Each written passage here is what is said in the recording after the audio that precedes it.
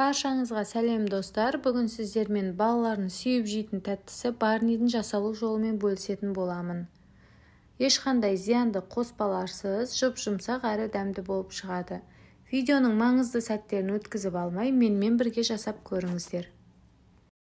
Ол үшін ең алдымен ыдысымызға 2 жұмыртқамыз бен қантымызды салып, миксердің көмегімен араластырамыз. Біздің массамыз аппақ болып көтерілгенше араластыратын боламыз. Неке біздің массамыз осылай аппақ болып дайын болды. Содан соң үстіне сүтімізді және де бөлме температурасында тұрған майымызды салып, тағы да біркелкі болғанша араластырамыз.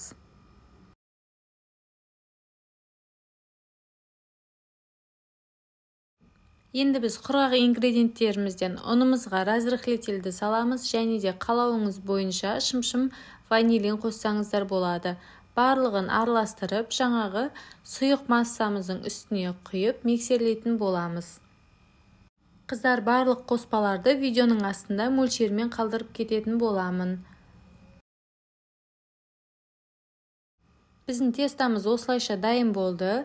Енді біз бөлек ыдысқа 2 немесе 3 ас қасық алып, үстіне какаомызды сеуіп, жақсылап араластырамыз. Бізде шоколадты қамырымыз дайын болады.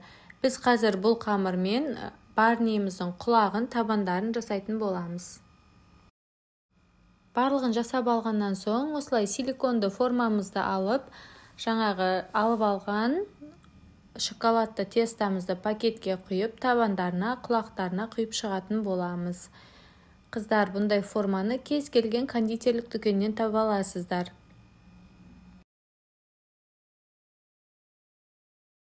Шоколадты тестамызды құйып алғаннан соң, қалған қамырымызды осылайша орналастырып шығамыз. Қыздар, барнидің арасына өз қалауыңызша вареный сгущенка немесе шоколад, тіпті банан қосып жасасаңыздар да болады. Осы рецептпен менде 12 штук шықты. Сіздердің үйіңізде бала көп болса, бұдан 2 есе етіп жасасаңыздар да болады.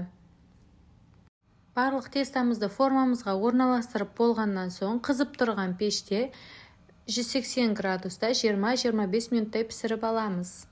Неке қыздар, біздің барниіміз дайын болды. Өте жұмсақ әрі өте дәмді болып шықты. Сіздердің балдарыңызға ұнайтыны сөзсіз, міндетті түрде жасап көріңіздер. Видеоны аса лайк басып, пікір қалдырып, менің каналыма тіркеліп қойыңыздар.